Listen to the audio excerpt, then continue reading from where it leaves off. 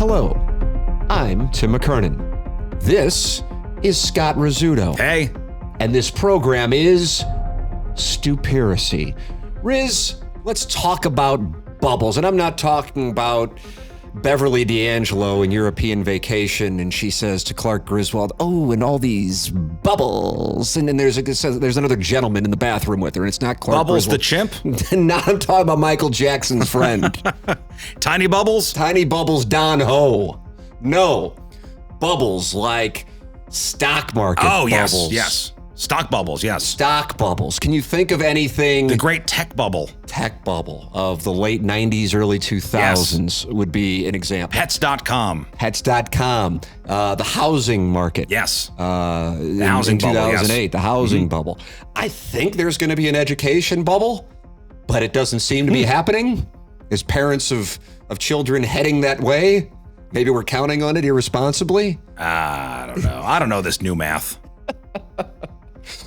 But one of the most famous bubbles that actually is now used by people in the financial industry is Tulip Mania.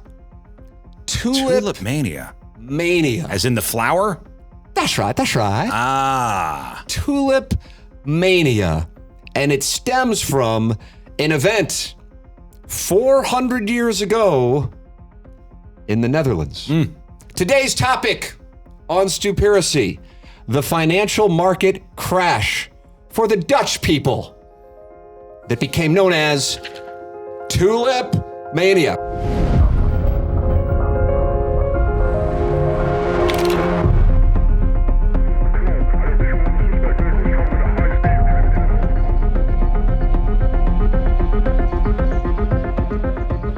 It's on the board. Oh, I can't. I gotta try to. I don't think I got it.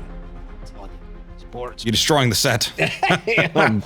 Tulip Mania. The first time I ever heard any reference to Tulip Mania was in Wall Street Part 2. Did you see? Well, everybody knows about Wall Street and Gordon Gekko and Bud Fox. And I've seen the original. And the wonderful Daryl Hannah. I've seen the original, yes. There was a second one, didn't do as well. Isn't it Wall Street 2, City Never Sleeps or something? Money Never Sleeps. I almost had it. And Gordon Gekko comes back. And Greed is good. That's right. He made the Shia LaBeouf's back in the role, and he's a tortured soul. But it stems from the bubble that was Tulip Mania. Tulip Mania took place in the Netherlands. But here's the thing that people don't realize, and I didn't realize this until researching this. Do you know what the most successful land was financially in the 17th century? The most successful land? As in like country or region of the world. I'm assuming it's that area, That's the Netherlands. Exactly right. Yeah. Because of fertile ground, crops, cattle, imports, exports. They were the place to be. Who knew that the Dutch had it all figured out for about 150 years, as a matter of fact? Well, I've heard of the company, the Dutch Trading Co. That might be where it all stems from. Right. Tulip bulbs, along with potatoes, peppers, tomatoes, and other vegetables, came to Europe in the 16th century. I just always kind of figured they were there. Right. But they had to come from somewhere, and they were viewed as exotic, and they were sent to the Dutch people by the ambassador of Ferdinand I, the Holy Roman Emperor, to the Sultan of Turkey, who sent the first tulip bulbs and seeds to Vienna, 1554 from the Ottoman Empire, and then eventually it made its way into Dutch society. And then the tulip became a status symbol. What are some status symbols that you think of as we sit here in 2024? A nice couch. Nice couch. It really is. I go into somebody's living room, I go, that's a nice couch. Do and people you know that they're doing well. They're doing well. A nice car. Camaro with T-tops. Right, or if you're over 50, Corvette. Right, yeah, new sponsor. You know, I'm talking about the couch. You Which walk one are into you somebody's talking living about? room. You got a nice couch. You know got they a mean great business. couch.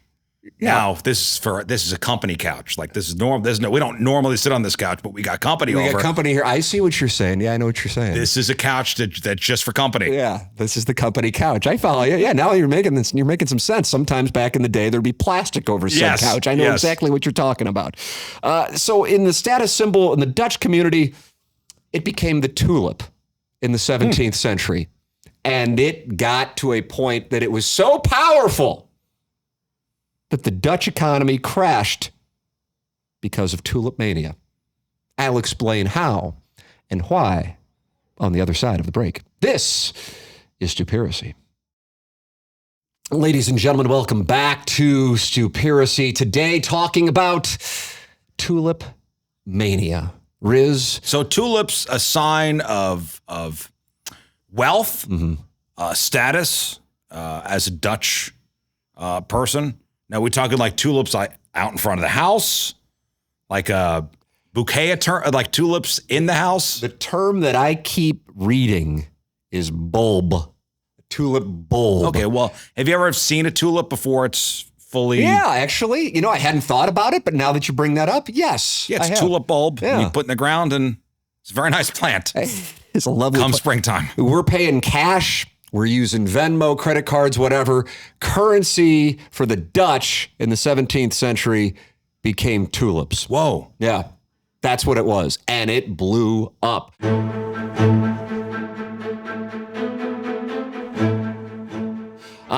Tulips were a status item purchased for the very reason they were expensive and were destined for the gardens of the affluent. It was deemed a proof of bad taste and any man of fortune to be without a collection of tulips. In other words, you were considered to be in bad taste if you had no tulips. Huh. Yeah. In order to show you were legit, street cred. So I got a 3-car garage. Like back then, I was like, dude, this guy's got hella tulips. This guy's got a crazy amount of tulips in his garden. That's right. This guy's got to be somebody. Yeah, he's liquid. I mean, this guy's liquid with all these tulips. Following the affluent, then the merchant middle classes of Dutch society sought to emulate their wealthier neighbors and demanded tulips as well. So it became keeping up with the Joneses of the Dutch community. Hey, they got tulips. I got to show I got tulips too. And now everybody wants the tulip, and all of a sudden the tulip becomes ridiculously pricey. At the same time, tulips were considered to be notoriously fragile, Riz.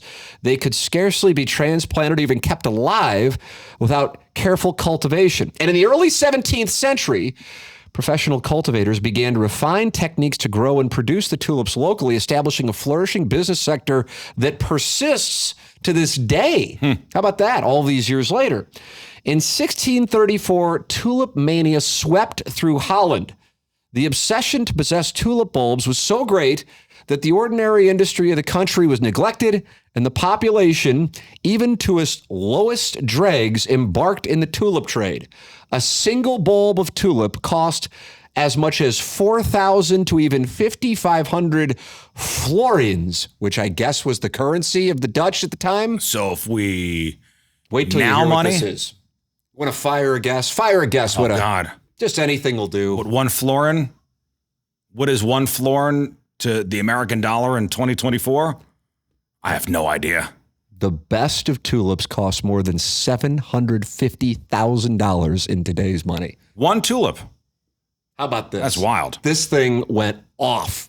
Like I said, Gordon Gekko brings it up at the end of Wall Street, Money Never Sleeps. By 1636, the demand went so high that regular markets for sales of tulips were established on the Stock Exchange of Amsterdam, and professional traders got in on the action. Everybody appeared to be minting money simply by possessing some of the rare bulbs. It seemed at the time that the price could only go up, that the rage for tulips would last forever. Dude, this was like the 1700s Bitcoin.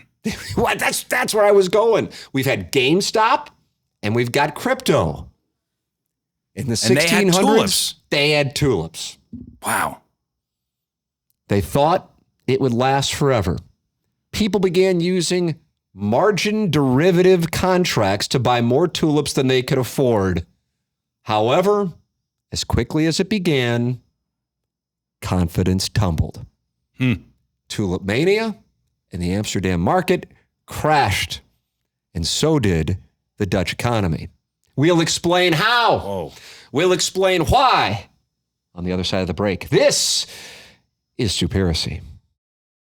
Welcome back to Stupiracy. Today's edition, Tulip Mania. Tim McKernan, Scott Rizzuto with you, and Riz in the previous segment.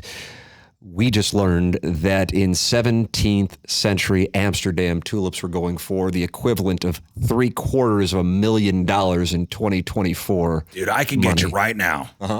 Hook me up. I can get you right now 100 tulip bulbs on Amazon for $71. They'll be here tomorrow. 100 tulip bulbs, $71. $70.98 to be exact. Ooh, overnight shipping. I get them here between 5 a.m. and 7 a.m. I can have them that quickly. It's not going to cost me $750,000. $71 for 100 of them. And you didn't even build in a margin on that. Nope. That's just a gesture on your part. Multicolors. I mean, it's a gorgeous. It's a lovely bouquet. It's a nice flower. But $700,000 for one? No, thanks. No, especially when we can get them for $70.98 within 24 hours. Nobody in Dutch society was like, this is weird. Like, this shouldn't be. The thing got so bad that if you're looking at a graph of the Tulip Mania, it's alarming. It gives me pause, and I want to think about what could this be in American society as we sit here in 2024. Beanie Babies. Beanie Babies. Do you remember the great Beanie Baby craze of the late 90s? I do.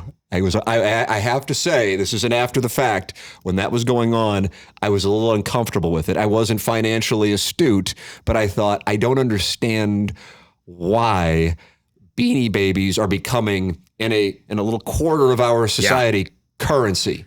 Yeah, and they were being traded as currency, and people would be going crazy trying to collect these things, like this Princess Diana limited edition Beanie Baby. This thing is $800. And then people are paying for it. People are paying for it. And now we're stocking up on Beanie Babies. I had a friend who put all his money. Oh no, I don't want to into a Beanie Baby collection because one day these are going to be worth a lot. Oh. I'm going to retire on these. No. And then the great Beanie Baby crash.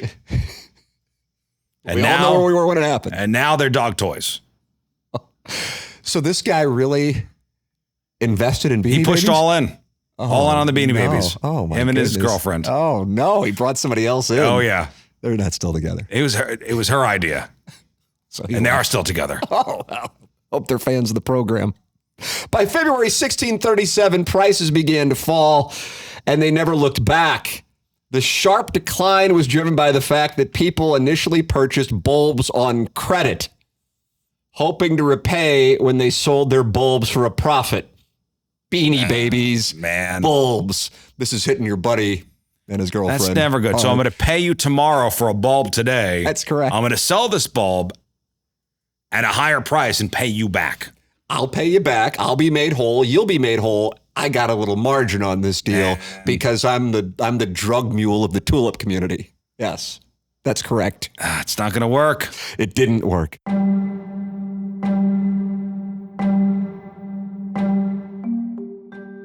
As prices began to decline, holders of bulbs, bulb holders, were forced to sell their bulbs at any price and to declare bankruptcy in the process.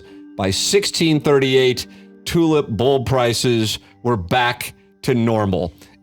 Tulip Mania had 3-4 years. What a dumb thing. They got it up to $750,000 for a bulb in today's society, and then they went back down to the point that now we're getting them for $70.98. For 100 of them. For 100 of them, and once again, a lovely variety of colors in the bouquet you're presenting. I don't know how you're supposed to keep them. Like, how are you supposed to keep these bulbs? Do they need to be refrigerated? Do they need to be cared for? And I don't know what the refrigeration process was in 17th century Amsterdam. No idea. No. So what were people doing with these things? Well, whatever they were doing, they went broke. Amid all the frenzy, nobody thought that they were staking everything on a bit of greenery, which lacked any intrinsic value.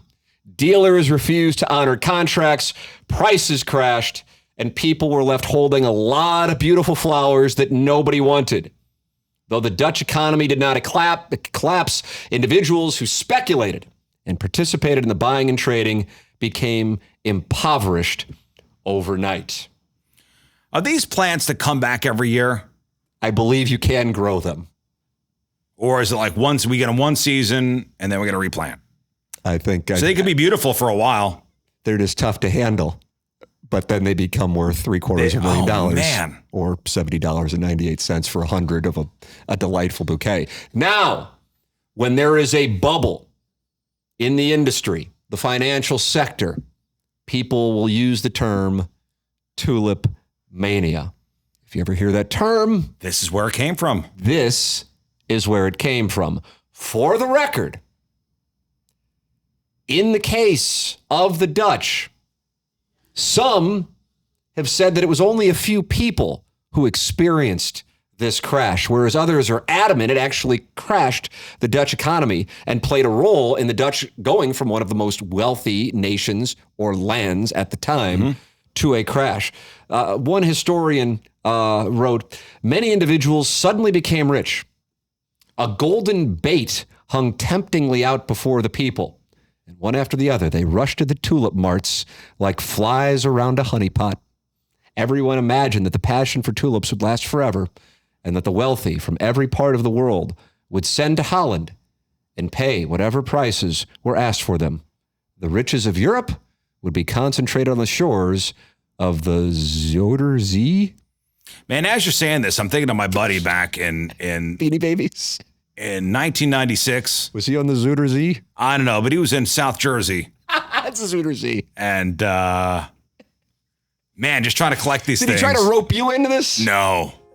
He knew this was too good. Yeah. He didn't want to give up any shares. Yeah.